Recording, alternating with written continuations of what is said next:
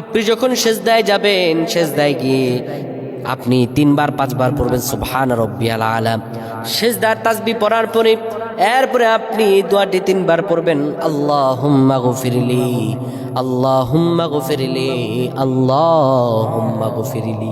সেজদায় গিয়ে যদি আপনি এই দোয়াটি করতে পারেন আর আল্লাহ যদি আপনার গুনাহ ক্ষমা করে দেয়, আল্লাহ এমন ভাবে রিজিক দিবে আপনি কল্পনা করতে পারবেন না। এমন ভাবে রিজিক আল্লাহ তাআলা আপনাকে দান করবে। আমার আল্লাহ মাছকেও খাওয়ায়, গাছকেও খাওয়ায়, সুবহানাল্লাহ। আল্লাহর কাছে চাওয়ার কোনো শেষ নাই। আল্লাহ জানায় দিয়েছেন, আল্লাহু ইউদাইফু লিমান ইয়াশাউ ওয়াল্লাহু ওয়াসিউন আলিম। আল্লাহ বলেন, আমার পরিচয় জানো, আমি আল্লাহ মহাপ্রাচুর্যের অধিকারী। কেউ যেটা পারে না, কেউ যেতে দিতে পারে না, এটা দিতে পারেন কে? আল্লাহ। আল্লাহ ছাড়া আর কারো দেওয়ার ক্ষমতা নাই। তাই আল্লাহর কাছে আমরা চাই, আল্লাহ যেন আমাদের প্রত্যেককে চাওয়ার তৌফিক দান করেন। আমরা পড়ছি আল্লাহুম্মা আমিন।